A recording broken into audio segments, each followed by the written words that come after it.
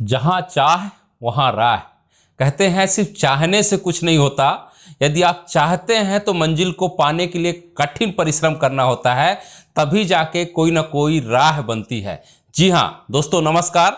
आज हम एक ऐसे व्यक्ति के बारे में बात करने जा रहे हैं जो दुनिया का सबसे कम उम्र का सीईओ बना। सीईओ का नाम लेते ही आपके मन में लग रहा होगा कि ये कोई व्यक्ति होगा जो 60 साल का होगा, जिसके बाल पक गए होंगे, जो बूढ़ा हो गया होगा, जो जिंदगी के कम से कम 40 से 50 साल धक्के खाए होंगे, तब जाके मुकाम पर पहुंचा होगा। या ये मान सकते हैं कि जैसे कि मार्क जुकरबर्ग को यंगेस्ट बिलियनेयर का एक किताब मिला था, तो ये भी कोई अमेरिकन होगा, कोई रशियन होगा, कोई जर्मन होगा। लेकिन नहीं, ऐसा बिल्कुल नहीं है। आज हम एक ऐसे भारतीय विलक्षण व्यक्ति के बारे में बात कर रहे हैं जो मात्र 14 वर्ष की आयु में अपनी कंपनी खड़ी कर लिया और दुनिया में आज जिस कंपनी का नाम है ग्लोबस फाउंडेशन, और मात्र 14 वर्ष की उम्र में जिस बच्चे ने यह करिश्मा किया है और जो दुनिया का सबसे यंगेस्ट सीईओ बना है, उसका नाम है सुहास गोपीनाथ।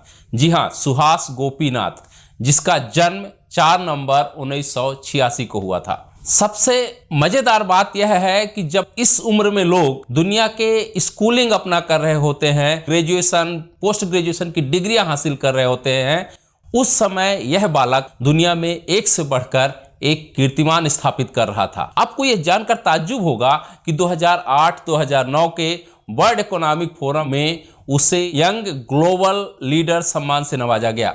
इतना ही नहीं, इस सुहास गोपीनाथ को वर्ल्ड इकोनॉमिक फोरम के अभी तक के सबसे कम सदस्य के रूप में भी उसको सदस्यता मिली। वर्ष 2007 में सुहास को European parliament and international association for human value में यंग अचीवर अवार्ड से भी सम्मानित किया, और साथ ही साथ वो वर्ल्ड बैंक के ICT एडवाइजरी काउंसिल के बोर्ड मेंबर भी हैं। इसी को कहते हैं शायद तो सुहास के इस सफर को ही देखते हुए मैंने कहा जहां चाह वहां राह। गोपीनाथ की यदि हम कहानी को पढ़ना चालू करें तो मुझे लगता है कि जो लोग यह रोना रोते रहते हैं कि परिवार की सामाजिक आर्थिक परेशानियां कई बार किसी के रास्ते का रोड़ा बन जाती हैं, लेकिन यदि हम सुहास की पूरी कहानी को देखें, उसकी पूरी यात्रा को देखें, उसकी कर्मठता को देखें, तो मुझे लगता है ये पारिवारिक और आर्थिक परेशानियों को रोने वाले व्यक्ति, मध्यवर्गीय समाज के युवा जो डिग्रियां तो हासिल करते हैं लेकिन कोई काम नहीं हासिल कर पाते, उनके लिए एक ऐसा आईना है जहां से वो सीख ले सकते हैं और एक अपना भी मुकाम बना सकते हैं। सिर्फ जरूरत होती है तो सपने देखने की, कुछ चाहने की, कुछ पाने की इच्छा हो। सुहास का सफर उस वक्त शुरू हुआ जब वो 6वीं क्लास में था, तो वो अपने मित्र के यहाँ गया जहां उसने कंप्यूटर को देखा। कंप्यूटर को देखते ही उसमें जब उसने थोड़ा सा काम किया तो उसको बहुत मजा आने लगा, लेकिन दुर्भाग्य देखिए कि उस कंप्यूटर, उस मशीन को खेलते हुए जब उसको मजा आने लगा तो उसके पास इतने पैसे नहीं थे कि उसमें वो और आगे का खेल खेल सकता, उसको अपने जीवन का हिस्सा बना पाता। ऐसे में बार बार उस मशीन के बारे में सुहास सोचता रहा, और कहते हैं इसीलिए मैं बार बार कहता हूं जहां चाह वहीं राह। लेकिन सुहास हार नहीं माना और वो बार बार उसके मन में ये चलता रहा कि कुछ हो ना हो, हम इस कंप्यूटर में एक दिन जरूर खेलेंगे और कुछ ना कुछ रास्ता तो जरूर होगा। तो वो जो सपने देखता था, तो एक बार देखा कि स्कूल से घर जाते समय उसके रास्ते में एक इंटरनेट कैफे रहता है जो 1 बजे से लेकर 4 बजे तक बंद रहता है। तो इस इंटरनेट कैफे में जाकर वो देखा कि वहां कुछ पैसे देने से कुछ मिनट्स के लिए आप वहां पे सर्फिंग कर सकते। आर्मी के एक छोटे से एम्प्लॉय थे, पूरे महीने का खर्च उसे मात्र 15 रुपए देते थे। इतने में उसका सर्फिंग का सपना भी पूरा नहीं हो सकता था। इसलिए उसने सोचा कि जो ये इंटरनेट की दुकान 1 से 4 बजे तक बंद रहती है, क्यों ना इनके मालिक से एक दिन बात की जाए। तो उसने ऐसा ही किया और वो जाके उस कैफे के मालिक से बोलते हैं कि आप ऐसा कीजिए कि जब आप अपनी दुकान बंद करके चले जाते हैं उस समय मैं आपकी दुकान संभाल लूंगा और कोई नुकसान नहीं होने दूंगा। और उस व्यक्ति ने उस बालक की बात को समझा, लेकिन उसने शर्त अपनी तरफ से ही रखी थी कि आपका कोई नुकसान नहीं होने दूंगा और ना ही आपके किसी ग्राहक को मेरे से शिकायत होगी। ये आत्मविश्वास भरा हुआ उसका ये वाक्य दुकानदार को अच्छा लगा और उसने हामी भर दी। और इस तरह सुहास की वो पहली डील थी, क्योंकि उसको सपने को साकार करने के लिए एक वह स्थान मिल चुका था जहां से वो जीवन की उड़ान भर सकता था। और यही हुआ कि वो कैफे में बैठे बैठे 1 से 4 बजे तक, जब लोग जाकर सोते हैं, मस्ती करते हैं, खेलते हैं, तब वो इंटरनेट कैफे में बैठना चालू किया। और वहाँ से वो धीरे धीरे वेब डिजाइन के बारे में, वेबसाइट बनाने के बारे में, प्रोजेक्ट बनाने में अलग अलग चीज़ें सीखता रहा और साथ में दुकान भी संभालता रहा। सुहास गोपीनाथ कहते हैं कि अब मेरे पास इंटरनेट था, मैंने अपनी सबसे पहले वेबसाइट बनाई और वेबसाइट को बनाते समय मैंने महसूस किया कि ऐसे भी कुछ स्थान हैं जहां पर हम अपनी फ्री वेबसाइट रजिस्टर कर सकते हैं, क्योंकि सुहास के पास इतना पैसा नहीं था कि वो वेबसाइट का डोमेन ले सकें। इस तरह उन्होंने फ्री वेबसाइट बना करके बिजनेस लिंक तैयार किए और भारत में बैठ कर के ही अपनी वेबसाइट के माध्यम से दूसरे देशों के लोगों से जुड़े हुए।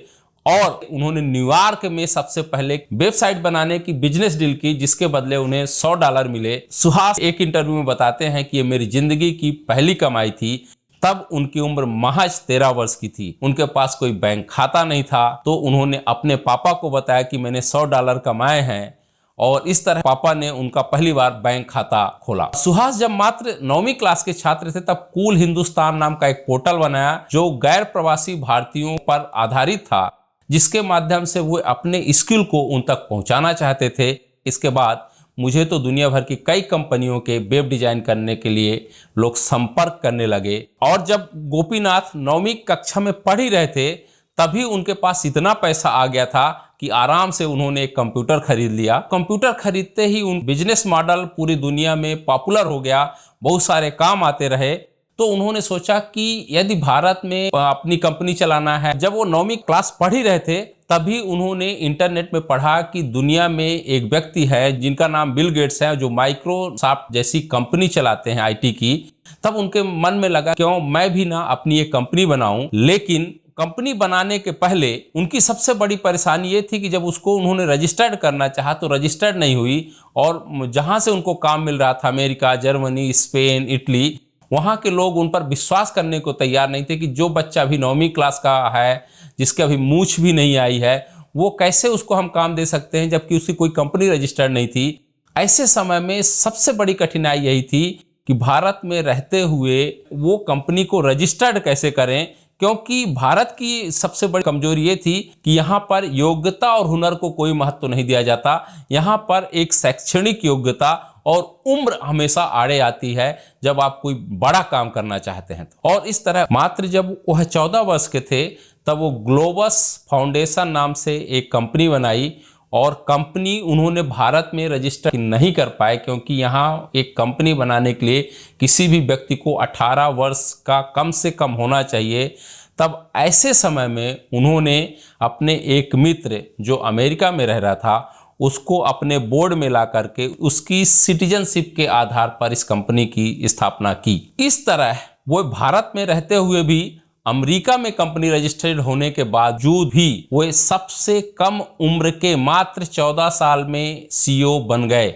और सीईओ बनते ही गोपीनाथ ने महसूस किया कि मानो उनके जिंदगी में पंख लग गए हों। यहाँ एक चीज बताना चाहूंगा, ये वह उम्र होती है जब बच्चे कई बार निराशा में आकर के अपनी जिंदगी खत्म कर देना चाहते हैं, पढ़ाई में मन नहीं लगता है। तब एक व्यक्ति अपने सपनों को पूरा करने के लिए किस किस तरह का रास्ता तय करता है, किस तरह के राह बनाता चला जाता है, सुहास से कोई प्रेरणा ले सकता है। और वो इतने काम में इतना मशगूल हो गए कि वो प्री बोर्ड की परीक्षा में गणित में फेल हो गए, जिसका परिणाम देख करके उनकी हेड मिस्ट्रेस बहुत अचंभित थी। और माँ तो इतनी दुखी हो गई कि उनको लगा कि अब मेरा बेटा कुछ नहीं कर पाएगा। बार बार उसको भावनात्मक आधार पर प्रभाव डालते हुए कहा कि सबसे पहले तुम पढ़ाई करो। तब उन्होंने थोड़ा सा अपनी माँ के साथ तर्क वितर्क किया कि माँ, बिल गेट्स बनने के लिए पढ़ाई की ज़रूरत नहीं होती, लगन की होती है। लेकिन माँ ने उनको कहा सबकी कुंडली एक जैसी नहीं होती, सबसे पहले तुम पढ़ाई करो, फिर आईआईटी करो, फिर MBA करो, फिर जाके किसी एक बड़ी कंपनी में नौकरी कर लो। लेकिन जब देखा कि उनकी दाल नहीं गलने वाली है तो अंततः माँ की बातों को उन्होंने माना और उन्होंने अपने बोर्ड की परीक्षा बहुत अच्छे से पास की। फिर वो धीरे धीरे इस कंपनी को आगे बढ़ाना प्रारंभ किया, क्योंकि सुहास कहते हैं कि मैं एक ऐसे परिवार से हूँ जहाँ एंटरप्रेन्योर को पाप समझा जाता है। माँ की भावनाओं का कद्र करते हुए 4 महीने तक कोई कंपनी में काम नहीं किया और अंततः बोर्ड की परीक्षा में तैयारी में जुट गया और मैंने यह परीक्षा भी प्रथम श्रेणी में उत्तीर्ण की। लेकिन सुहास कहते हैं, सच बताऊं, बोर्ड की परीक्षा पास करने के बाद भी मुझे लगा जीवन में किताबी ज्ञान से कुछ बदलाव नहीं आता। बदलाव आता है तो व्यवहारिक ज्ञान से, जिससे आज भी हम मानने को तैयार नहीं। मेरा तो मानना है जिंदगी के मायने बदलना है तो व्यवहारिक ज्ञान प्राप्त कीजिए। असल बात तो यह है कि इन परीक्षाओं के बाद आपकी व्यक्तिगत जिंदगी में कितने बदलाव आए, यह महत्वपूर्ण बात होती है। यह नहीं कि आपने अपने खाते में कितनी डिग्री जोड़ते चले गए और ताउम्र बेरोजगार रहे। सबसे बड़ी बात तो यह थी कि जब वो मात्र 16 और 17 वर्ष के थे तो उनके घर के लोगों को ही पता नहीं था कि सुहास एक बहुत बड़े कंपनी के मालिक हो चुके थे।